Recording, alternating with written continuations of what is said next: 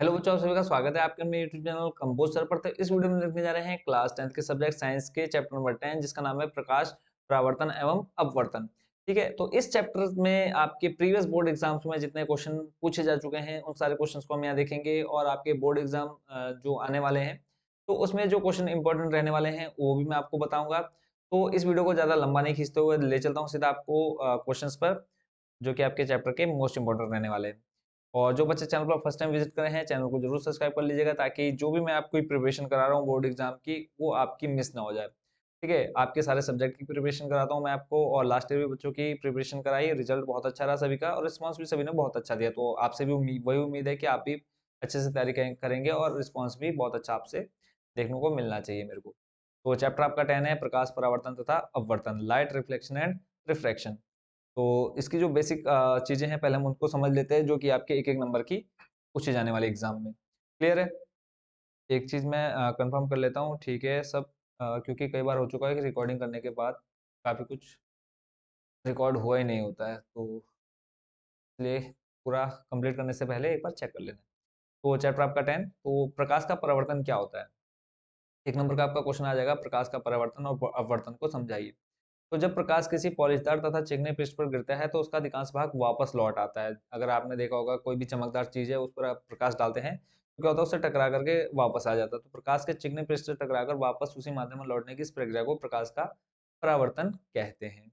अच्छा से समझ गए होंगे। नेक्स्ट है आपका अपवर्तन। ठीक है, अपवर्तन अब क्या है, अपवर्तन को समझ लेते हैं। क्या है, जब प्रकाश किरण एक माध्यम से दूसरे माध्यम में जाती है तो वह अपने मार्ग से विचलित हो जाती है। मान लो आपने आपका कोई ये मार्ग है तो यहाँ से ये क्या जाती है, ऐसे करके होती है, तो ये अपने मार्ग से विचलित होकर के या तो इधर को झुक जाएगी या फिर इधर को जाएगी। तो इसको हम क्या करते हैं, अपवर्तन कहते हैं। नेक्स्ट आपका गोली दर्पण। वे दर्पण जो कांच के खोखले गोले के कटे भाग होते हैं गोली दर्पण कहलाते हैं। इनके एक तल पर पारे की कलई तथा लाल ऑक्साइड का पेंट कर दिया जाता है, जिससे इनका दूसरा तल परावर्तक तल हो जाता है। परावर्तक यानी जहां से आर पार कोई चीज नहीं जा पाती। गोली दर्पण दो प्रकार के होते हैं, पहला होता है अवतल दर्पण और उत्तल दर्पण। इनके जो जो मोस्ट इंपोर्टेंट है वो तो न्यूमेरिकल है, ठीक है। बाकी वक्रता, केंद्र, मुख्य अक्ष, मुख्य फोकस, फोकस दूरी, या बाकी आप यहाँ से इसको अच्छे से पढ़ लीजिएगा। प्रतिबिंब क्या है, वास्तविक प्रतिबिंब और आभासी प्रतिबिंब। मेन जो आपने इसमें देखना है, गोली दर्पण के लिए प्रयुक्त होने वाला सूत्र, ठीक है, फोकस दूरी के लिए क्या होता है, 1/f बराबर 1/u प्लस 1/v। बाकी ऊपर आप जितने देख रहे हैं सभी को आप एक बार जरूर पढ़ लीजिएगा, इंपॉर्टेंट है ये भी। तो उसके बाद यहाँ पे आप देख रहे हैं u क्या है, दर्पण से वस्तु की दूरी, v क्या है, दर्पण से प्रतिबिंब की दूरी, f क्या है, दर्पण की फोकस दूरी। ये आपने स्कूल में पढ़ भी लिया होगा। आवर्धन क्या होता है बच्चों, बोला है वस्तु के प्रतिबिंब के आकार तथा वस्तु के आकार का अनुपात आवर्धन कहलाता है, जिसे हम v/u भी बोलते हैं, प्रतिबिंब का आकार बट्टे वस्तु का आकार। अब जो आपके ऑब्जेक्टिव पे क्वेश्चन आते हैं उनको जल्दी जल्दी कर लेते हैं, उसके बाद फिर जो आपके लॉन्ग टाइम क्वेश्चन आएंगे उनको भी अच्छे से करेंगे। बोला है निर्वात में प्रकाश की चाल, मोस्ट इंपोर्टेंट है, निर्वात में प्रकाश की चाल कितनी होती है, 3 × 10⁸ 8 मीटर पर सेकेंड।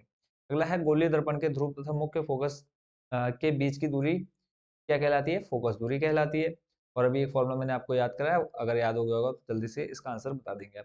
बोला है गोलीय दर्पणों के लिए प्रयुक्त किया जाने वाला दर्पण का सूत्र क्या है, अभी हमने देखा था 1/f बराबर 1/v प्लस 1/u। क्लियर है, इसी अभी जैसे जैसे बोल रहा हूँ वैसे वैसे इसको याद भी करते जाइए। अगला प्रश्न है, प्रश्न नंबर 4 आप देख रहे हैं। एक उत्तल लेंस की क्षमता 2 डायोप्टर है, इसकी फोकस दूरी क्या होगी। तो डायोप्टर के लिए फॉर्मूला क्या होता है, डी बराबर क्या होता है, 1/f।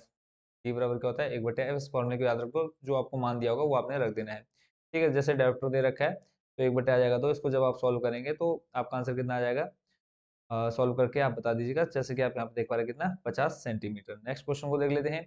इसमें क्या है, किसी उत्तल लेंस की फोकस दूरी 50 सेंटीमीटर, इसकी क्षमता क्या होगी। अब यहाँ पे फोकस दूरी दे रखी है, क्षमता निकालनी है, ठीक है। और ये इसका जो आंसर आ जाएगा 2 डायोप्टर आ जाएगा। यहाँ पे अगर आप देखेंगे तो 50 सेंटीमीटर था यहाँ पे, ठीक है, क्या आपकी फोकस दूरी, और यहाँ पे फोकस दूरी 50 दे रखी है, यानी क्षमता कितनी हो जाएगी, 2 डायोप्टर हो जाएगी। देखो क्वेश्चन जो है आपका घुमा दिया, 15 में इस टाइप का पूछा, 17-18 में ये क्वेश्चन पूछ लिया। अगला प्रश्न आप देख रहे हैं, यदि बिंब की ऊंचाई h हो तथा प्रतिबिंब की ऊंचाई h डैश हो तो गोलीय दर्पणों द्वारा उत्पन्न आवर्धन क्या होगा। सिंपल सा फॉर्मूला है, m बराबर h डैश बट्टे h, इसको आप v बट्टे u के नाम से भी जानते हैं। अगला है, मुख्य फोकस दूरी बिंदु की इकाई क्या होती है, मीटर होती है। ठीक है, कभी भी आप फोकस दूरी देखेंगे तो वो मीटर में आपको देखने को मिलेगी। अगला जो प्रश्न है वो है, इसको आप छोड़ दो, यहाँ पे कोई इतना इंपॉर्टेंट नहीं है। फिर बोला है, वायु के सापेक्ष माध्यम का अपवर्तनांक अधिकतम होता है, कहाँ पे ज्यादा होता है, हीरे में ज्यादा होता है। अगला प्रश्न देख रहे हैं आप, और ये जो क्वेश्चन है ये इसको आप अच्छे से सॉल्व करेंगे, तो इसको भी यहाँ मैं छोड़ दे रहा हूँ क्योंकि ये क्वेश्चन अभी हम आगे सॉल्व करेंगे। अगला है निम्न में दिए गए माध्यमों में प्रकाश की चाल न्यूनतम होती है, किसमें न्यूनतम होती है? हीरे में होती है। प्रश्न नंबर 12 देख रहे हैं, वक्रता त्रिज्या का मात्रक होता है, क्या होता है?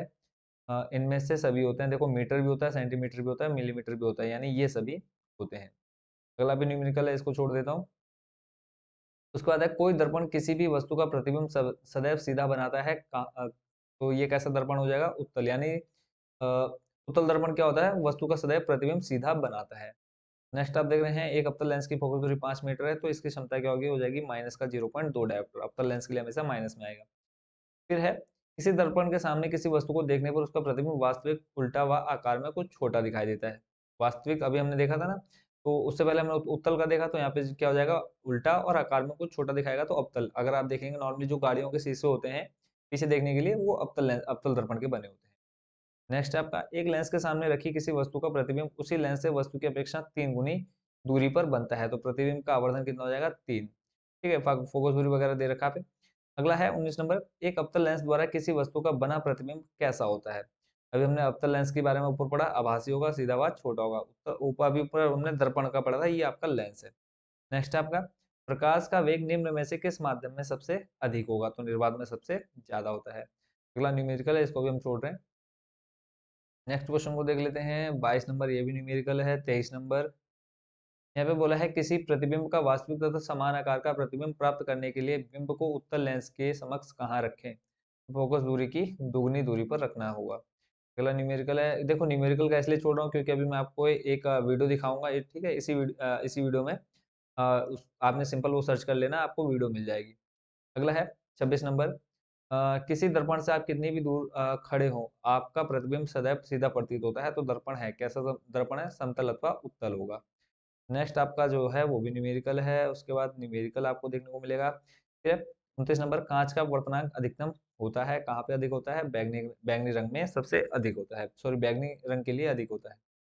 फिर आपका न्यूमेरिकल है, उसके बाद आप ये देख लीजिए, क्वेश्चन नंबर 31, किसी अवतल दर्पण द्वारा आभासी सीधा तथा आवर्धित प्रतिबिंब बनता है, तो वस्तु की स्थिति क्या होगी? तो ध्रुव पर होगी और फोकस के बीच में। अगला है गोलीय दर्पण की फोकस दूरी एफ एवं वक्रता त्रिज्या आर के बीच संबंध बताना है, तो 2f बराबर आर होता है। ठीक है, या एफ बराबर आप बोल सकते हैं आर बट्टे 2। क्लियर है? जितने बच्चों में है आपको बता रहा हूँ, इन सभी को आप अच्छे से याद कर लीजिए, किसी को भी आप नहीं छोड़िएगा, अगर छोड़ते हैं तो बहुत भारी नुकसान आपको देखने को मिलेगा आपके बोर्ड एग्जाम में। क्लियर है? वायु में प्रकाश की चाल इतनी है, तो अपवर्तनांक ये भी आपका न्यूमेरिकल है, अभी बताऊंगा, सब न्यूमेरिकल बताऊंगा, और कौन सा इंपॉर्टेंट है वो भी मैं आपको अच्छे से भी बताऊंगा। अगला है दो माध्यमों के सीमा पृष्ठ पर एक प्रकाश किरण लंबवत आपतित होती है, तो अपवर्तन कोण क्या होगा? तो 0 डिग्री होगा, आपने याद कर लेना है। नेक्स्ट आपका अवतल दर्पण के फोकस पर रखी वस्तु का प्रतिबिंब बनता है, कहाँ पर बनता है? अनंत पर। नेक्स्ट आपका निश्चित उत्तरीय प्रश्न, इनको देख लेते हैं। बाकी न्यूमेरिकल देखो, जो आपके थ्योरी वाले क्वेश्चन है उसको मैं यहाँ बताता हूँ, उसके बाद जो आपके numerical important most important numerical वो मैं आपको बताऊंगा कहाँ से कैसे देखने हैं। ठीक है, और लास्ट ईयर वो मैंने लास्ट ईयर बताया था, जो आपके इंपॉर्टेंट न्यूमेरिकल लास्ट ईयर बताए थे, और वही आपके एग्जाम में उनमें से 2 देखने को मिले थे। ठीक है, और अब भी इस साल भी गारंटीड है कि वही आपके इस बार भी उन्हीं में से 5 न्यूमेरिकल है, गिने चुने 4-5 न्यूमेरिकल है। पूरा बेसिक कॉन्सेप्ट उनका बताया है कैसे आपने सॉल्व करना है, तो वहां से आप जाकर के उसको अच्छे से समझ सकते हैं। तो अभी बताऊंगा, थोड़ा पहले हम थ्योरी वाले क्वेश्चन देख लेते हैं। अगला है लेंस की क्षमता का सूत्र व ऐसा ही मात्रक बताना है। सूत्र होता है P बराबर 1/f, और मात्रक होता है इसका डायोप्टर यानी D। अगला है एक अवतल दर्पण द्वारा उत्पन्न आवर्धन +2 है, इस कथन का क्या अभिप्राय है? तो ये क्या हो जाएगा? दुगना बड़ा बन रहा है, दुगना बड़ा। फिर है बर्फ का अपवर्तनांक इतना इतना इतना है, इस कथन का क्या अभिप्राय है? तो इसका जो प्रकाश का वेग का अनुपात होगा वो भी 1.3 होगा। फिर है प्रश्न नंबर 4, समतल दर्पण की फोकस दूरी कितनी होती है? तो अनंत होती है, सिंपल से याद रखना है। फिर बोला है खतरे के संकेत लाल रंग के क्यों होते हैं? क्योंकि लाल रंग का जो प्रकीर्णन है वो बहुत कम होता है।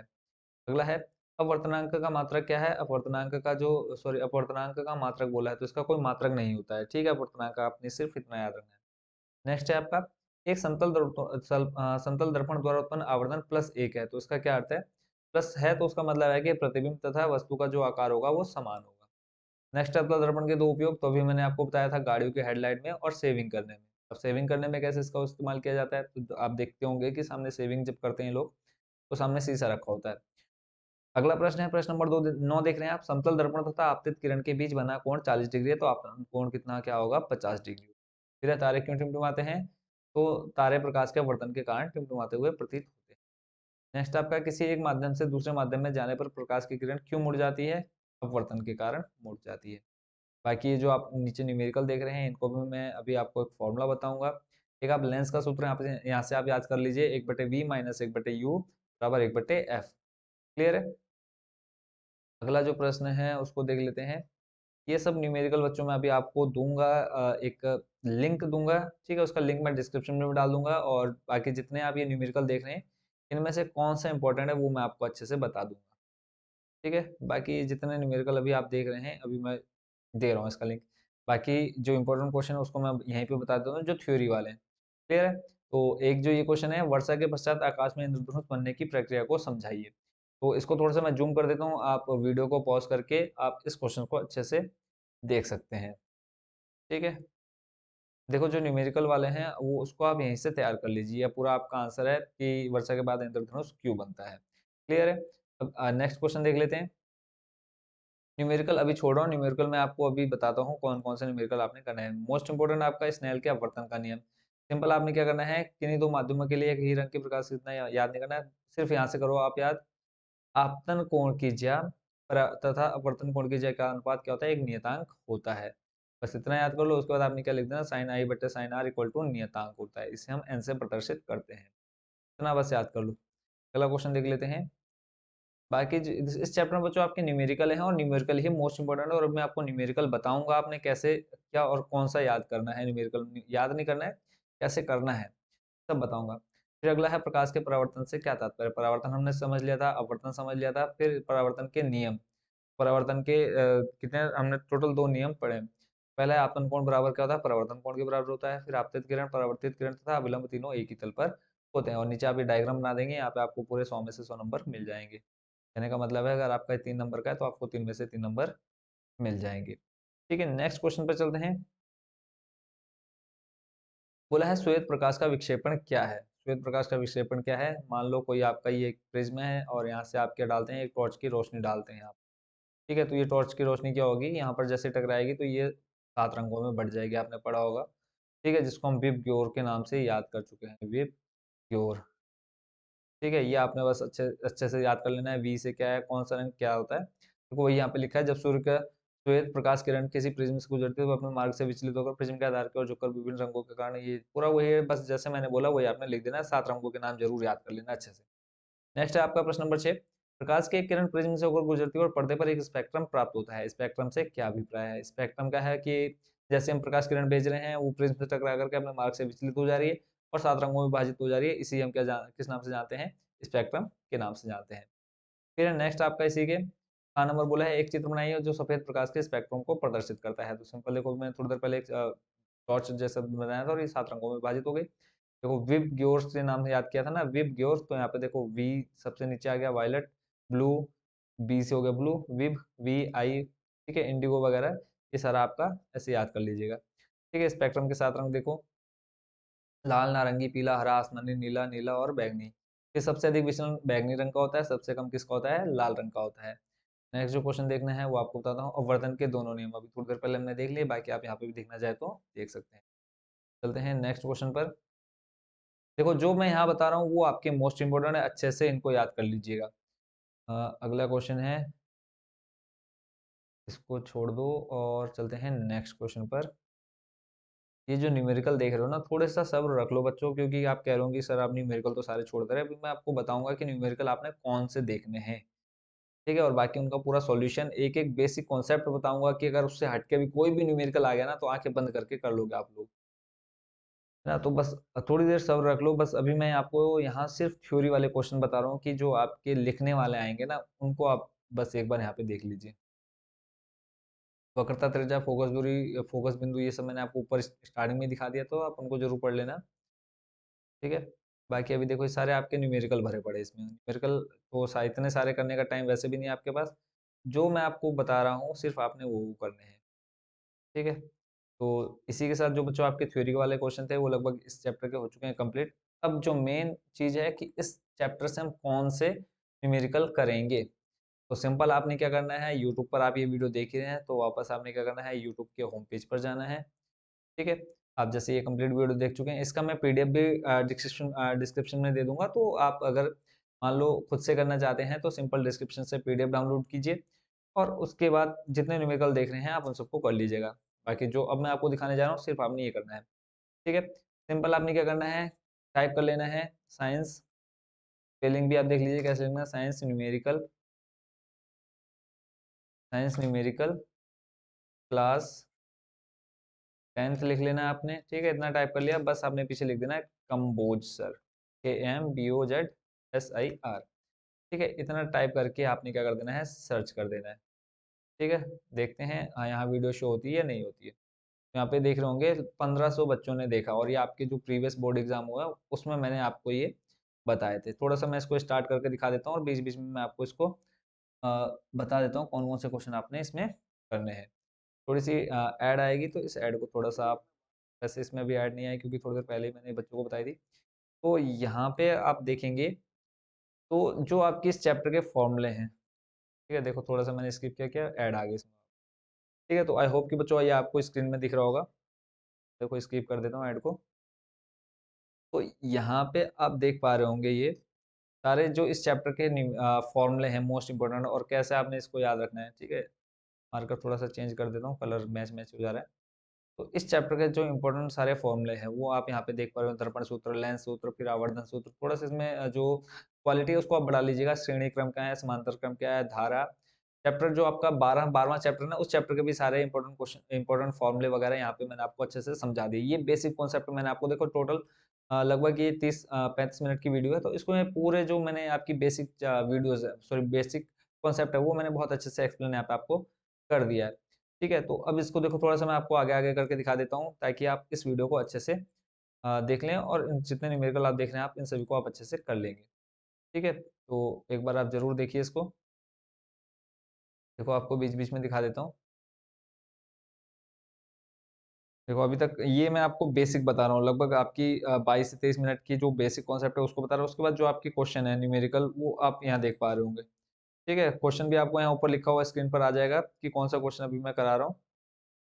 ठीक है, तो इस वीडियो को आपने जरूर देख लेना। देखो ऐसा नहीं है कि आपको क्लियर नहीं दिख रहा है, देखने पे भी आपको क्लियर वीडियो में शो हो रहा है। तो बस आपने सिंपल क्या टाइप करना है ऊपर, जैसे कि आप देख पा रहे हैं कंबोज सर आपने लिखना है यूट्यूब के होम पेज पर जाकर के, कंबोज सर, या पहले science numerical class 10th Kamboj sir. बाकी ये लिंक मैं आपको डिस्क्रिप्शन में दे दूंगा। तो सिंपली आपने क्या करना है, डिस्क्रिप्शन में जाकर के आप इस जो आपको लिंक दूंगा वहां से आप डायरेक्ट भी यहाँ पर आ सकते हैं। आई होप बच्चों आपको समझ में आ गया होगा कि कैसे आपने और किस क्वेश्चन को आपने अच्छे से प्रिपेयर करना है। और न्यूमेरिकल के लिए मैंने आपको बता दिया है कि कहाँ से आपको मोस्ट इंपोर्टेंट न्यूमेरिकल, और वहाँ पे जाकर के एक बार कमेंट जरूर पढ़ना बच्चों को। आप लोग, आपको लग रहा होगा कि ऐसे ही कोई भी न्यूमेरिकल उठा के दे रहा हूँ मैं, तो वीडियो देखने से पहले एक बार बच्चों का जो रिस्पॉन्स है नीचे कि सर आपने जो न्यूमेरिकल बताया वही एग्जाम में देखने को मिले, तो एक बार आप कमेंट जरूर पढ़ लेना। ठीक है, तो उसके बाद आप जरूर न्यूमेरिकल को कर लेना। उसमें गिने चुने 5-6 न्यूमेरिकल है और ज़्यादा आपको टेंशन लेने की जरूरत भी नहीं पड़ेगी। बस थोड़ा सा बेसिक कॉन्सेप्ट जो स्टार्टिंग में उसको आप अच्छे से समझ लीजिएगा। तो आशा करता हूँ आप सभी को कि ये वीडियो आपके लिए बहुत ज़्यादा इंपॉर्टेंट रही होगी। और बस आप लोगों से रिक्वेस्ट है कि जितना बता रहा हूँ उसको आप अच्छे से प्रिपेयर कर लीजिए ताकि आपके बोर्ड एग्जाम में अच्छे से अच्छे मार्क्स आ सके। और आपको किसी भी सब्जेक्ट का कोई भी टॉपिक क्लियर नहीं हो रहा तो आप जरूर कमेंट बॉक्स में बताएं, क्योंकि लास्ट ईयर मैंने बच्चों क्लास 10th वालों को बहुत अच्छे से प्रिपरेशन कराई थी, सारे सब्जेक्ट प्रिपरेशन कराए थे। इस साल भी आपको कराने वाला हूँ, और एग्जाम से पहले पहले आपको सारे चैप्टर, सारे सब्जेक्ट के मोस्ट इंपोर्टेंट क्वेश्चन मैं आपको दे दूंगा। तो बस आपसे गुजारिश है कि जितना क्वेश्चन बताता हूँ, जितने क्वेश्चन बता रहा हूँ सभी को आप अच्छे से प्रिपेयर कर लेंगे, और सभी को आपके बोर्ड एग्जाम के लिए बेस्ट विशेष, अच्छे से तैयारी कीजिए। जहाँ कोई भी डाउट रहता है तो कमेंट बॉक्स आपके लिए हमेशा खुला हुआ है। तो मिलते हैं नेक्स्ट वीडियो में चैप्टर 11 के साथ। Thank you so much watching for this video.